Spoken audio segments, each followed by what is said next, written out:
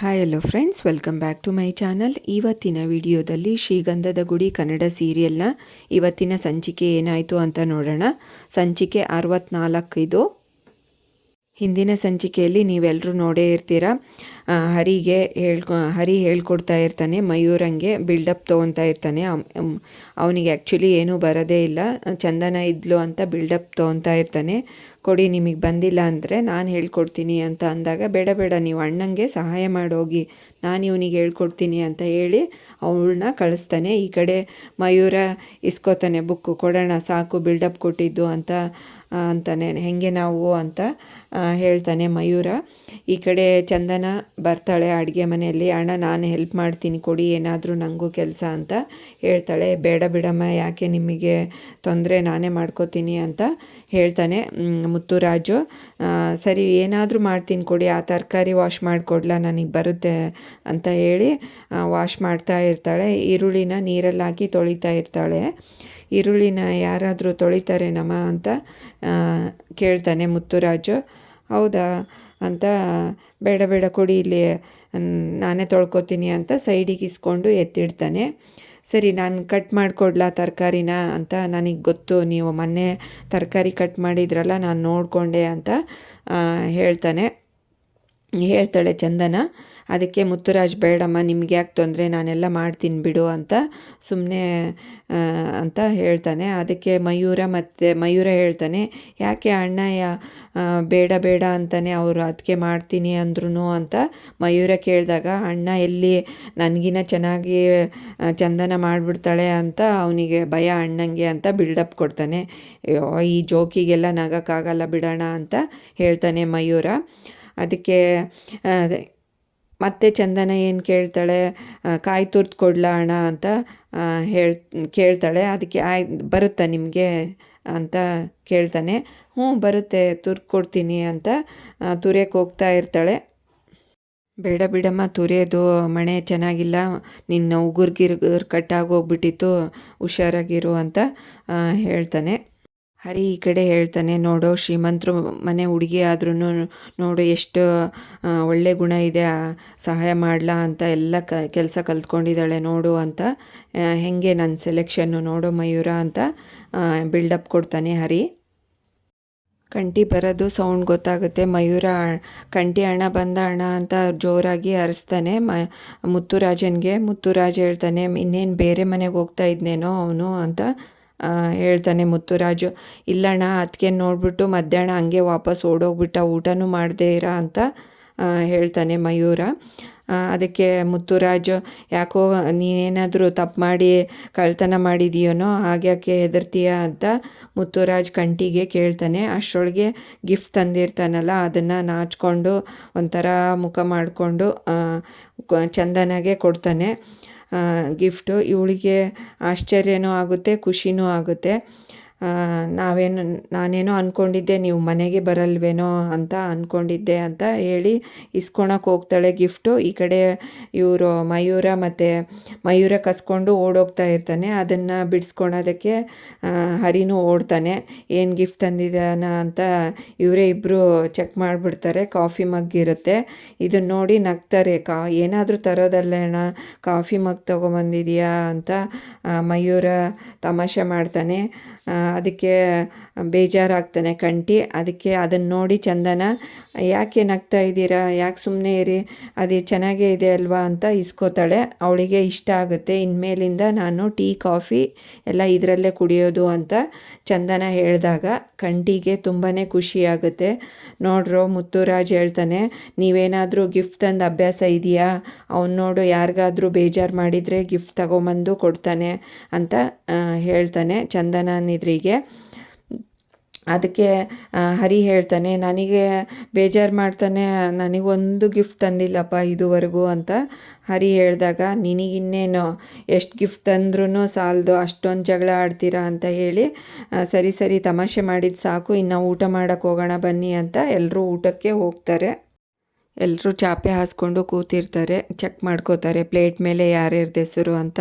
ಅವನ್ನ ಡಿಸ್ಟ್ರಿಬ್ಯೂಟ್ ಮಾಡ್ಕೊತಾರೆ ಪ್ಲೇಟು. ಚಂದನ ಬಂದು ಇದನ್ನು ಕೊಡ್ತಾಳೆ, ಲೋಟನ. ನೀವ್ಯಾಕೆ ತರಕ್ಕೆ ಹೋದ್ರಮ್ಮ ಅಂತ ಮುತ್ತುರಾಜ್ ಹೇಳ್ತಾನೆ. ಓ, ನೀರು ಮರ್ತ್ಬಿಟ್ಟೆ ಅಂತ ನೀರು ತಂದು ಕುತ್ಕೋತಾಳೆ. ಈ ಕಡೆ ನಟರಾಜು ಹಾಡು ಹೇಳೋಕ್ಕೆ ಸ್ಟಾರ್ಟ್ ಮಾಡ್ತಾನೆ. ಅಣ್ಣ ಅವ್ರದ್ದು, ಅವ್ರನ್ನ ಯಾಕೆ ಊಟಕ್ಕೆ ಕರಿಬಾರ್ದು, ನಾವು ನೋಡೇ ಇಲ್ಲ ನಿಮ್ಮ ಜೊತೆ ಕುತ್ಕೊಂಡು ಊಟ ಮಾಡೋದನ್ನು, ಪ್ಲೀಸ್ ಕರೀರಿ, ಇಲ್ಲೇ ಊಟ ಮಾಡಲಿ ಅವರು ಪಾಪ ಅಂತ ಹೇಳ್ತಾಳೆ. ಅದಕ್ಕೆ ಬೇಡ ಅಂತ ಇವರೆಲ್ಲರೂ ಅಣ್ಣ ತಮ್ಮಂದರು ಹೇಳ್ತಾರೆ. ಬಿಡೋದಿಲ್ಲ, ಆದರೂ ಹೋಗಿ ಕರ್ಕೊಂಡು ಬನ್ನಿ ಅಂತ ಹೇಳ್ತಾಳೆ. ಅದಕ್ಕೆ ಮುತ್ತುರಾಜ್ ಹೋಗಿ ಕರ್ಕೊಂಡು ಬರ್ತಾನೆ. ಬಾ ಅಪ್ಪ, ಒಳಗಡೆನೆ ಎಲ್ಲರೂ ಊಟ ಮಾಡೋಣ ಅಂತ ಅವ್ರ ಅಪ್ಪನಿಗೆ ಹೇಳಿದಾಗ ಅವ್ರ ಅಪ್ಪನಿಗೆ ಶಾಕ್ ಆಗುತ್ತೆ. ಏನೋ ನಾನು ಬರಬೇಕಾ ಒಳಗಡೆ ಅಂತ ಹೇಳ್ತಾನೆ. ಹೌದು ಬನ್ನಿ, ಎಲ್ಲರೂ ಕೂಡಿ ಊಟ ಮಾಡೋಣ ಇವತ್ತು ಅಂತ ಹೇಳ್ತಾನೆ ಮುತ್ತುರಾಜು. ಹೌದು, ಏನು ಮಾಡಿದೀಯಾ ಊಟಕ್ಕೆ ಅಂತ ಕೇಳ್ತಾನೆ. ಅದೇ ಮಾಮೂಲಿ ಅಪ್ಪ, ಅನ್ನ ಸಾಂಬಾರು ಅಂತ ಹೇಳಿದಾಗ ಅಯ್ಯೋ ಅಂತ ಹೇಳಿ ಒಳಗಡೆ ಹೋಗ್ತಾನೆ. ಏನಾದರೂ ಗುಮ್ಮ ಪ್ಲ್ಯಾನ್ ಇಟ್ಕೊಂಡಿದ್ದಾರಾ ಎಲ್ಲರೂ ಸೇರಿ, ನನಗೆ ನೋಡೇ ಬಿಡೋಣ ಅಂತ ಹೇಳಿ ಒಳಗಡೆ ಹೋಗಿ ಕುತ್ಕೋತಾನೆ ಊಟಕ್ಕೆ. ಚಂದನಾಗೆ ಫುಲ್ ಶಾಕ್ ಆಗುತ್ತೆ, ಏನು ಇವ್ರು ಈ ಥರ ತಿಂತಾರೆ ಅಂತ. ಅದಕ್ಕೆ ಮಯೂರ ಹೇಳ್ತಾನೆ, ಅದಕ್ಕೆ ನಾನು ಬೇಡ ಇವರು ಇಲ್ಲಿ ಬಂದು ಕುತ್ಕೊಳೋದು ಅಂತ ಹೇಳಿದ್ದು ಅಂತ ಹೇಳ್ತಾನೆ. ಇವಾಗಾದರೂ ಅರ್ಥ ಆಯ್ತಾ ನಾವು ಯಾಕೆ ಬೇಡ ಅಂದ್ವಿ ಅಂತ ಹೇಳ್ತಾನೆ ಮಯೂರ. ಇನ್ನು ಎಲ್ಲ ಏನೇನು ಅವಾಂತರ ಮಾಡೋದು ಎಲ್ಲನೂ ಅಬ್ಸರ್ವ್ ಮಾಡ್ತಾಳೆ. ಊಟ ಹೆಂಗೆ ಬೇಕಂಗೆ ಕಲಿಸ್ಕೊಳೋದು, ಹಿಂಗೆ ತಿನ್ನೋದು, ಹಂಗೆ ತಿನ್ನೋದು. ಅವಳಿಗಂತೂ ತುಂಬಾ ಬೇಜಾರಾಗುತ್ತೆ, ಮುಜುಗರನೂ ಆಗುತ್ತೆ. ಏನೋ ಮುತ್ತು, ಈ ಥರ ಅಡುಗೆ ಮಾಡಿದೆಯಾ, ನೀರಿಗೆ ಸಾಂಬಾರು ಹಾಕಿದೆಯೋ, ಸಾಂಬಾರಿಗೆ ನೀರು ಹಾಕಿದೆಯೋ, ಅಪ್ಪ ಹೆಂಗೆ ಅಡುಗೆ ಮಾಡೋದು ಕಲ್ತ್ಕೊ, ನಾವು ಹೆಂಗೆ ಊಟ ಮಾಡಬೇಕು ಅಂತ ಮಗಗೆ ಹೇಳ್ತಾನೆ. ಮಯೂರ ಅಂತಾನೆ, ಊಟ ಚೆನ್ನಾಗಿಲ್ಲ ಅಂದ್ರೇ ಇಷ್ಟೊಂದು ತಟ್ಟೆ ತುಂಬ ತಿಂತೀಯ, ಇನ್ನು ಊಟ ಇನ್ನು ಭರ್ಜರಿ ಮಾಡಿಬಿಟ್ರೆ ಇನ್ನು ಹೆಂಗೆ ತಿಂತೀಯೋ ಅಂತ ಹೇಳ್ತಾನೆ. ಆಯ್ತಾಯಿತು, ಎಲ್ಲರೂ ಊಟ ಬಡಿಸ್ಕೊಳ್ಳೋಣ, ಊಟ ಮಾಡೋಣ ಅಂತ ಹೇಳಿ ಮುತ್ತುರಾಜು ಎಲ್ಲರಿಗೂ ಹಾಕ್ಕೊಡ್ತಾನೆ. ಚಂದನ ಸ್ವಲ್ಪ ತಿಂತಾ ಇರ್ತಾಳೆ. ಅದಕ್ಕೆ ಯಾಕಮ್ಮ ನೀವು ಸ್ವಲ್ಪ ತಿಂತೀರಾ ಅಂತ ಮುತ್ತುರಾಜ್ ಕೇಳ್ತಾನೆ. ಅದಕ್ಕೆ ನಟರಾಜ್ ಹೇಳ್ತಾನೆ, ಸೊಸೆ ನನ್ನಂಗೆ ತುಂಬ ಡಯಟ್ ಮಾಡ್ತಾಳೆ ಅಂತ ನಟರಾಜ್ ಒಂದು ಡೈಲಾಗ್ ಬಿಡ್ತಾರೆ. ಅದಕ್ಕೆ ಮಯೂರ ಹೌದೌದು, ಇನ್ನು ತಟ್ಟೆ ತುಂಬ ತಿಂತೀಯ ಡೈಲಿ, ಡಯಟ್ ಅಂತೆ ನಿನಗೆ ಅಂತ ಬೈತಾನೆ. ಎಲ್ರಿಗೂ ತಿನ್ನೋಕ್ಕೆ ಬಿಡಲ್ಲ, ಒಂಥರ ಅಸಹ್ಯವಾಗಿ ಒಂಥರ ಮಾಡ್ತಾ ಇರ್ತಾನೆ ನಟರಾಜು. ಅಲ್ಲಿಗೆ ಈ ಸೀನನ್ನು ಮುಗಿಸ್ತಾರೆ. ಅಷ್ಟೊತ್ತಿಗೆ ಚಂದ್ರನ ಬೆಳಕನ್ನು ತೋರಿಸ್ತಾರೆ. ಇನ್ನೆಲ್ಲರೂ ಮಲ್ಗೋಕ್ಕೆ ರೆಡಿ ಆಗ್ತಾರೆ. ಚಿಂತೆ ಮಾಡಿಕೊಂಡು ಮಲಗಿರ್ತಾನೆ ಮುತ್ತುರಾಜು. ಈ ಕಡೆ ಇಬ್ಬರು ಅಣ್ಣ ತಮ್ಮಂದ್ರೂ ಪಕ್ಕಕ್ಕೆ ಮಲ್ಕೋತಾರೆ. ಈ ಕಡೆ ಹರಿನೂ ಬಂದು ಮಲ್ಕೊತಾನೆ.